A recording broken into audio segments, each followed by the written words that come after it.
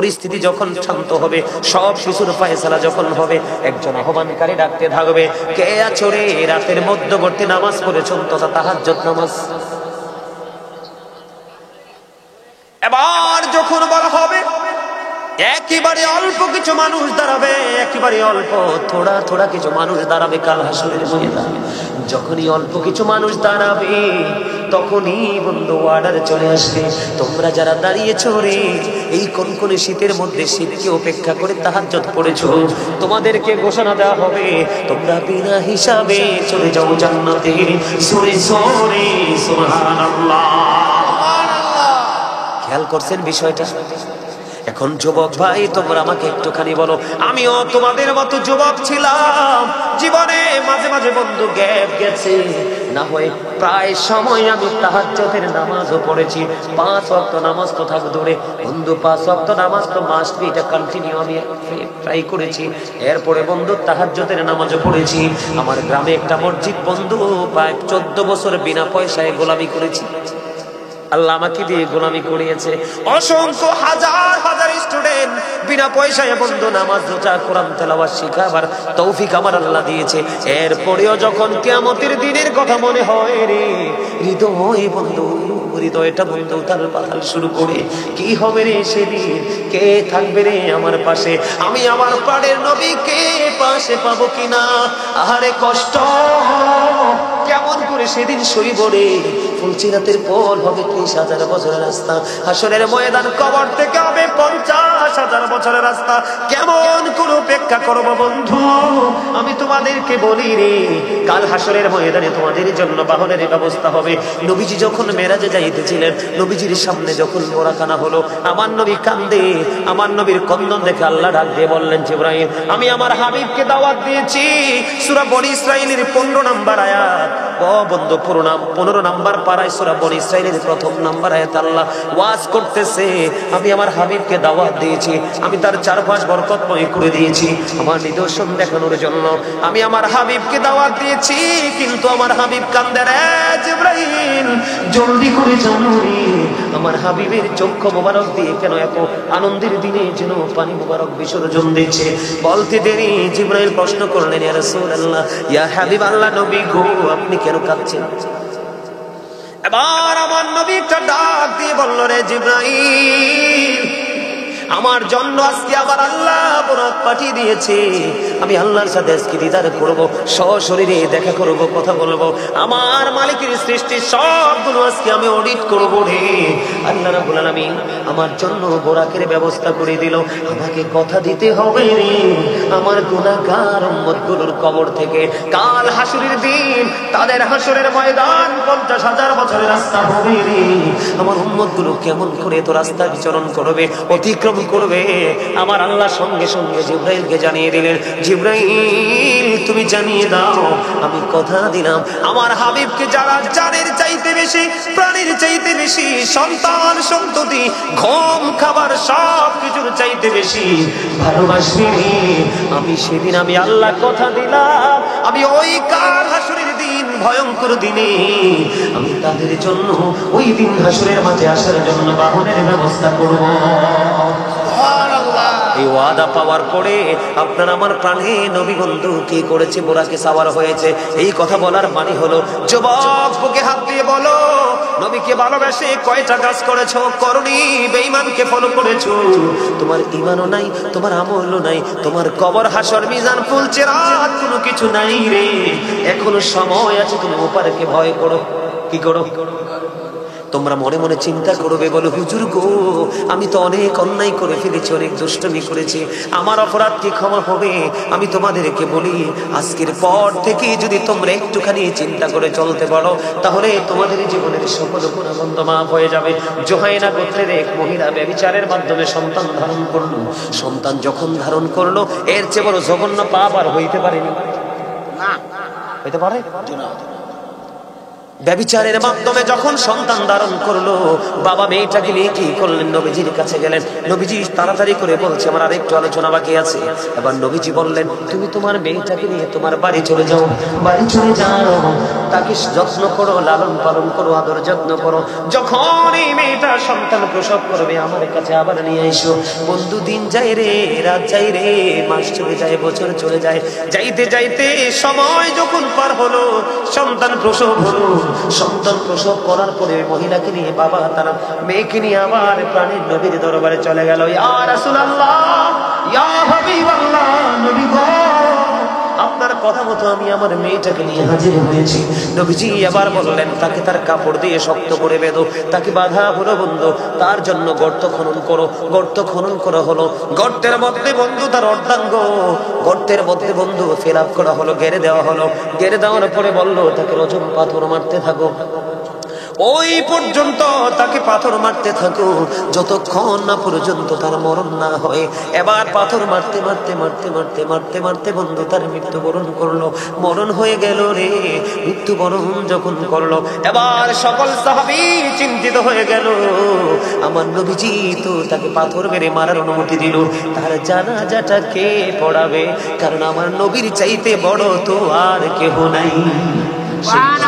সেই নবীর ওয়াটারে মেয়েটাকে পাথর মেরে মারা হলো।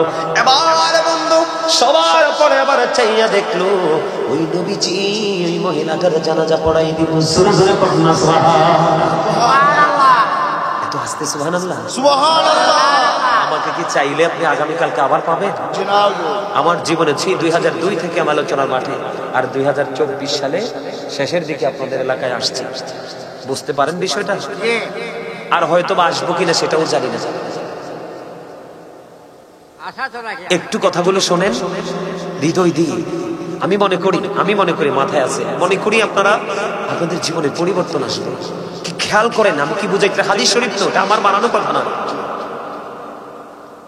এবার কি করলেন, কোন সাহাবা সাহস করে না, কেমন করে আল্লাহর প্রিয় হাবিবকে আমি প্রশ্নটা করব। হযরত ওমর দাঁড়িয়ে গেলেন, জবরদস্ত সাহাবী হযরত ওমর যখন ইসলাম গ্রহণ করেছিল রে, আমরা মুসলমানদের শক্তি অসংখ্য গুণে বেড়ে গিয়েছিল। ওমরের সামনে বীরত্বের সাথে দাঁড়িয়ে কথা বলার ক্ষমতা ছিল না।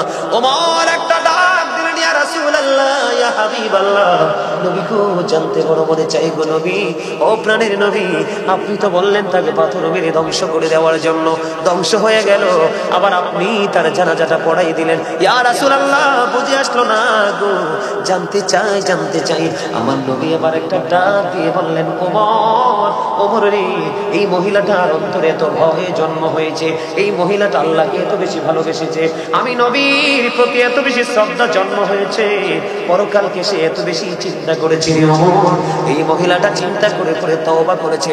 এই মহিলার চিন্তা হলো আমার জীবন যদি চলে যায় আমি জীবন দিয়ে দিব রে, তারপরে আমার এই পাপ থেকে মুক্ত হতে হবে। মহিলাটা এমন তওবা করেছে, মদিনার জঘন্য 70 জন পাপীকে যদি ওই মহিলাটার তওবাটা একটা মহিলার তওবাকে ভাগ করে দেওয়া হয়, 70 জন পাপীর ক্ষমার জন্য যথেষ্ট হয়ে যাবে। এই মহিলার জানাজা আমি পড়াবো না তো কে পড়াবে? সুবহানাল্লাহ। এত জঘন্য পাপ যদি আমার আল্লাহ ক্ষমা করে দিতে পারে রে, আমি তো এমন জঘন্য পাপ করি না। কথা বলেন না, ক্ষমা চাইতে কোনো সমস্যা আছে? নবীজি জানিয়ে দিয়েছে, উম্মত, মাসির মাথার সমপরিমাণ একটা ফোঁটা চোখের পানি যদি তুমি আল্লাহর দরবারে ক্রন্দন করে ফালাইতে পারো রে, তাহলে তোমার জন্য জাহান্নামের আগুনটা হারাম হয়ে যাবে। সুবহানাল্লাহ। মাত্র ছোট্ট একটা ফোঁটা চোখের পানি ফালাইতে পারবো না আমরা? আবার আসেন, আমি আপনাদেরকে বলে বন্ধু, অনেক সময় হয়ে গেছে, 1.5 ঘন্টা হয়ে গেছে। সময় যে কেমনে যায়, স্টেজে বসলে এটাই চিন্তা করে ভুল পাই না। আমার ভাই মনির ভাই অত্যন্ত ভালোবেসে বন্ধু আমাকে দাওয়াত দিয়ে এনেছে। ওনার ছোট্ট একটা দাবি, ছোট্ট একটা টপিক আমি আপনাদের সামনে তুলে ধরবো, পিতামাতা নিয়ে শুনবেন। আমি শুরুতে বলেছিলাম, যুবক তোমরা মরার পরে কিয়ামতের সম্মুখীন হতে হবে না, এখনই তোমরা কিয়ামতের মধ্যে আছো। বলে হুজুর কেমন কিয়ামত? মা বাবার সাথে দুর্ব্যবহার করা হারাম, তাদেরকে ভালোবাসা বন্ধু ফরজ। তাদেরকে ভালোবাসা কি ফরজ, নবীকে ভালোবাসা কি ফরজ। তাহলে আপনি দেখেন মা বাবার মর্যাদা কি কোন অংশে কম? কোন অংশে কম না। আমি তোমাদেরকে বলি, তোমরা এখনকার যুগের ছেলেরা মিষ্টি ব্যবহার করে শাশুড়ির সাথে, শ্বশুরের সাথে দুর্ব্যবহার করে গর্ভধারিণী এবং জন্মদাতা পিতা এবং গর্ভধারিণী মায়ের সাথে। কথা বলেন না কেন? আমার নবীকে একজন প্রশ্ন করলেন, ইয়া রাসূলুল্লাহ, আমার কাছ থেকে সবচেয়ে মিষ্টি আচরণ পাওয়ার হক কার বেশি? নবীজি বললেন, ক্বালা উম্মুকা, ইউর মাদার, তোমার মা। আবার প্রশ্ন করা হলেন, ক্বালা সুম্মা মান, তারপরে কে? রাসূল বললেন, তারপরে আবার বললেন, ক্বালা উম্মুকা, তোমার মা। ইয়া রাসূলুল্লাহ, ক্বালা সুম্মা মান, তারপরে কে? নেক্সট টাইম কে? নবীজি বললেন, ক্বালা উম্মুকা, তোমার মা। আবার প্রশ্ন করা হলো, ক্বালা সুম্মা মান, তারপরে কে? নবীজি বললেন, ক্বালা আবুকা, তোমার বাবা। তার মানে হলো বন্ধু, তিনবার মায়ের কথা বলেছে, একবার বাবার কথা বলেছে। হাদিস শরীফের মধ্যে এসেছে, কেউ যদি মায়ের চেহারাটার দিকে মায়ের নজরে তাকায়, তাকাই তাকাই যদি চিন্তা করে, আল্লাহ আমার মার চেহারাটা শুকিয়ে গেছে কেন গো, আমার মাকে একটু দুর্বল হয়ে গেছে কেন গো, এই শব্দ হলো মায়ার শব্দ। কিসের শব্দ? মায়ার শব্দ, প্রেমের শব্দ। নবীজি বলেছে, এমনি যদি কোন সন্তান মায়ের চেহারার দিকে তাকাইয়া আফসোস করতে থাকে রে, তার হৃদয় যদি ভালোবাসা পয়দা হয়, নবীজি বলেছেন তোমার আমলনামায় একটা হজের সওয়াব দেওয়া হবে। নবীজিকে প্রশ্ন করা হলো, ইয়া রাসূলুল্লাহ, দৈনিক যদি 100 বার তাকাই গো, নবীজি বললেন 100 হজের সওয়াব। সুবহানাল্লাহ। খেয়াল করেন বন্ধু, 100 বার তাকাইলে 100 হজের সওয়াব। নবীজিকে একজন প্রশ্ন করলেন, নবী গো, আমার বিবিটা আমার মায়ের সাথে মিলে না, অ্যাডজাস্ট হয় না, আমি এখন কি করব? নবীজি সঙ্গে সঙ্গে বলে দিলেন, তুমি তোমার বিবিকে তালাক দিয়ে দাও, তারপরে মায়ের সাথে খারাপ ব্যবহার করা যাবে না। কারণ ইন্নাল জান্নাতা তাহতা আকদামিল উম্মাহাতিকুম, paradise of the child under the feet of the mother. মায়ের পায়ের নিচেই সন্তানের জান্নাত। We should obey our parents. আমাদের প্রত্যেকের উচিত আমাদের পিতামাতাকে মান্য করা। ঠিক। আল্লাহ কোরআনে বলেছে, ওয়াবিল ওয়ালিদাইনি ইহসানা। বাবার সাথে কি করো? মিষ্টি ব্যবহার করো, ভালো আচরণ করো। এই আচরণ করতে থাকো। এখন আপনি মনে মনে ভাববেন, হুজুর আমার মা আমি ছোট থাকতে চলে গেছে। অনেক মানুষ এমন আছে, কিন্তু আমাকে আল্লাহ এখন দৌলত দিয়েছে গো, আমার মা তো নাই, বাবা নাই, আমি তাদের সাথে কেমন ব্যবহার করব? নবীজি বলেছে, প্রত্যেকটা জুমা নামাজ পড়ে মা বাবার কবর জিয়ারতে চলে যাও। সুবহানাল্লাহ। জুমার দিনে জুমার নামাজ পড়ে বাবা মার কবর বন্ধ জিয়ারত করে নাও। এরপরে মজার খবর হলো, মা বাবাকে উদ্দেশ্য করে দান করতে থাকো, কোন গরিব দুঃখীকে খাওয়াইতে থাকো, কাউকে একটা ঘর তুলে দাও, কোরআন খানি করো, মিলাদের আয়োজন করো, দোয়ার আয়োজন করো, এমন মাহফিলের আয়োজন করো, এগুলো সব তোমার বাবা মার কবরে হাদিয়া উপটোকন হিসাবে আল্লাহ পৌঁছে দেবে। সুবহানাল্লাহ। বাবা মার সাথে আচরণ হলো এমন, পৃথিবীতে যে বাবা মা বেঁচে আছে তাদের জন্য আচরণ হলো কেমন দেখেন। আমরা ছেলেরা বাবা টাকা চাইলে বিরক্ত হই, চাই কি চাই না? হই। আপনারা কি বিরক্ত হন? যুবক আমি তোমাদেরকে ভালো করে বলছি, আমরা সময় যেমন আমরা লেখাপড়া করেছি নরমাল প্রাইমারিতে, কথা বলে না, আমরা প্রাইমারিতে লেখাপড়া করার পরেও আমরা যারা আছি বন্ধু, এক একজন এক একটা ভালো জায়গায় চলে গেছি। এখন তোমাদের একটা মাস তো রাস্তা খোলা, এসএসসি অথবা ইন্টার কমপ্লিট করলে বিদেশে উড়াল। এটা কোনো ক্যারিয়ার নয়, এটা কোনো ক্রেডিট নয়। তুমি তোমার প্রতিভাকে বিকাশ করতে পারো না। বিকাশ করতে না পারার কারণ, আল্লাহর পথেও চলো না, রাসূলের নির্দেশও শোনো না, মা বাবার নির্দেশ শোনো না, জুম্মার খতিবের নির্দেশ শোনো না, এবং বছর একটা দিন মাহফিল করে খরচ করতে চাই। খেয়াল করেন কি, বাবা তো দৌলত, বাবা কিন্তু ইনকাম করে না, বাবা নিজের মতো করে আমার উপার্জিত অর্থ খরচ করতে চায়। নবীজি আবার একটা ডাক দিয়ে বললেন, তোমার উপার্জিত অর্থ নয়, তুমি নিজেও তোমার বাবার সম্পদ। এতে বোঝা যায় তোমার উপার্জিত শুধু অর্থ না, তুমি নিজেকেও বাবা যেমনি চাই এমনি চালাইতে পারবে, তুমি সেইভাবে চলতে হবে। এটা আল্লাহ এবং আল্লাহর হাবিবের আইন, না হয় তোমার জীবনে উন্নতি হবে না। আমি তোমাকে বলি, বাবা মাকে যারা করে যায় কষ্ট দেয়, পৃথিবীতে তারা যে কষ্ট পায়, এখানেই তাদের সমাধান নয়, তাদের বড় সাজা বরাদ্দ পারে। তারা দুনিয়াতেও লাঞ্ছিত, দুনিয়াতে অপমানিত, দুনিয়াতে অভিশপ্ত, ঠিক পরকালে তারা আরো বেশি ভয়ঙ্কর অভিশপ্ত বন্ধু। নবীজি বললেন হতভাগা সে, হতভাগা সে, হতভাগা সে। ও বন্ধু, তিনবার হাদিস শরীফের মধ্যে নবীজি এই শব্দটা ইউজ করেছে, হতভাগা সে, হতভাগা সে, হতভাগা সে। নবী গো, কে গো সেই হতভাগা? এবার নবীজি বললেন তোমাদের পিতামাতা, যার পিতামাতা দুজন বেঁচে আছে অথবা একজন বেঁচে আছে, তাদেরকে সেবা করে, তাদেরকে আদর করে, তাদেরকে যত্ন করে, তাদেরকে ভালোবেসে, তাদেরকে খুশি করে যে জান্নাতি হতে পারলো না, তার মতো হতভাগা আর কেউ হতে পারে না। আমি ছোট্ট একটা হাদিসের বড় হাদিস একটা অংশ শোনাবো, শুনবানি? শুনবো। আমি কিন্তু খেয়াল করেছি 1.5 ঘন্টার মধ্যে সব ক্লোজ করে ফেলবো, কিন্তু পারলাম না। 1.5 ঘন্টার উপর অলরেডি হয়ে গেছে বন্ধু। ভালো লাগে ওয়াজটা? সবার কাছে ভালো লাগে? আমার মা নাই, আমার বাবা নাই, দয়াল রে দয়াল, আমার কি মা ডাকার সাদ নাই রে, আমার কি বাবা ডাকার সাদ নাই। বলো আমার মা নাই, আমার বাবা নাই, দয়াল রে দয়াল, আমার কি মা ডাকার সাদ নাই রে, আমার কি বাবা ডাকার সাদ নাই রে।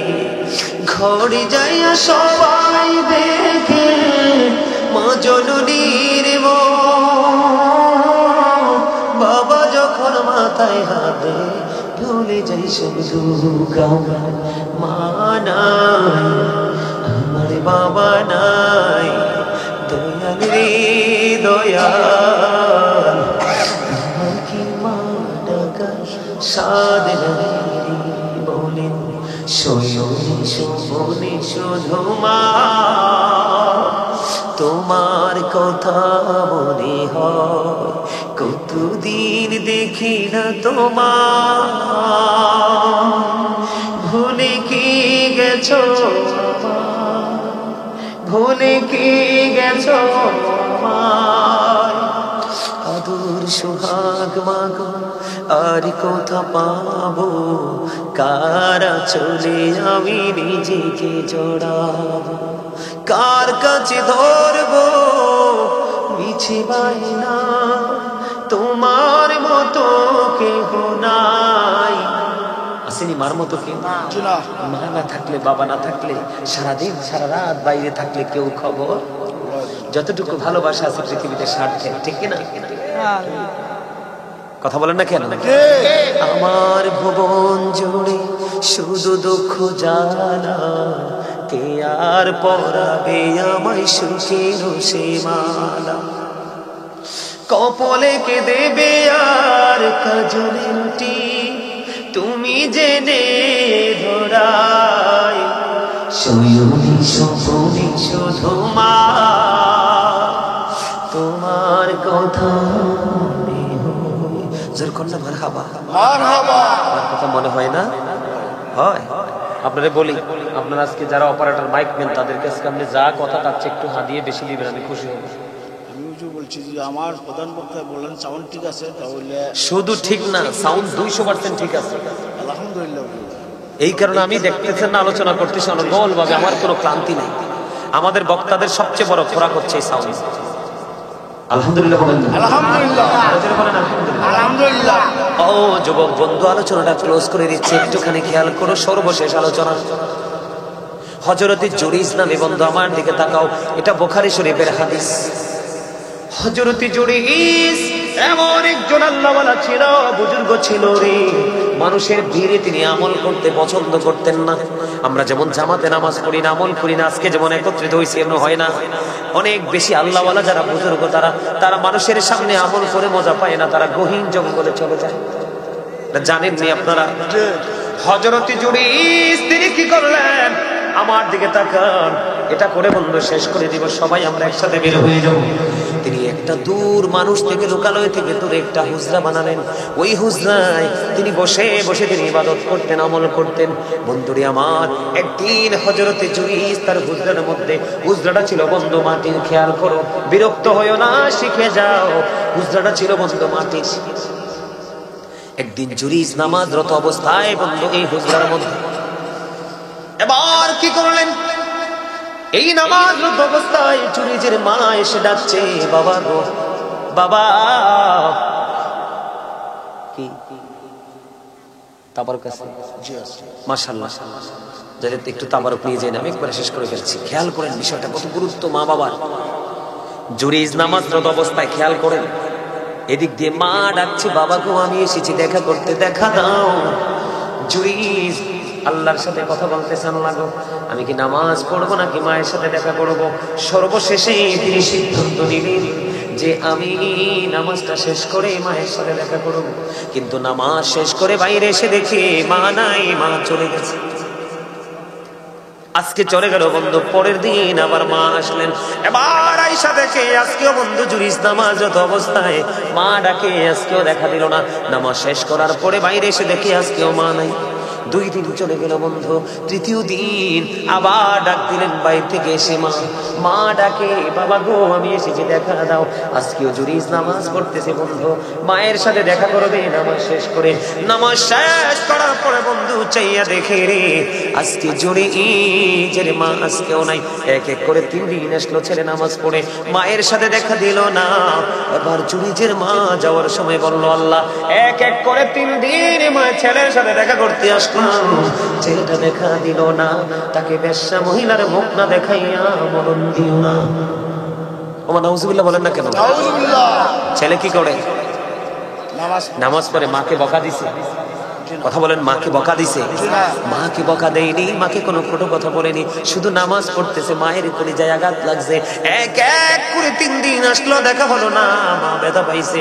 যাওয়ার সময় বলল, আল্লাহ 3 দিন আসলাম, ছেলে দিদার দিল না, তাকে বেশ্যা মহিলার মুখ না দেখাইয়া তুমি তাকে মরণ দিও না। এবার বন্ধু পাশেই বসবাস করতে এক বেশ্যা মহিলা, ওই বেশ্যা মহিলার গর্ভে বন্ধু সন্তান। বেশ্যা মহিলার গর্ভে সন্তান, দিন গেল রাত গেল, বেশ্যা মহিলার সন্তান পৃথিবীতে আসলো। মানুষ প্রশ্ন করে এই বেশ্যা মহিলাকে, তোমার এই বাচ্চাটা তুমি কোত্থেকে আসছো? এতদিন কিন্তু জুরিসকে নিয়ে কোনো চিন্তা নাই, কি নাই? চিন্তা নাই। এতদিন কিন্তু জুরিসকে নিয়ে বন্ধু কোনো চিন্তা নাই। এবার বেশ্যা মহিলা একটা ডাক দিয়ে বলল, আমি বাচ্চা এসেছি এনেছি জুরিস থেকে। নাউজুবিল্লাহ বলেন না? জুরিস কি কিছু জানে? জুরিস কিছু জানে না।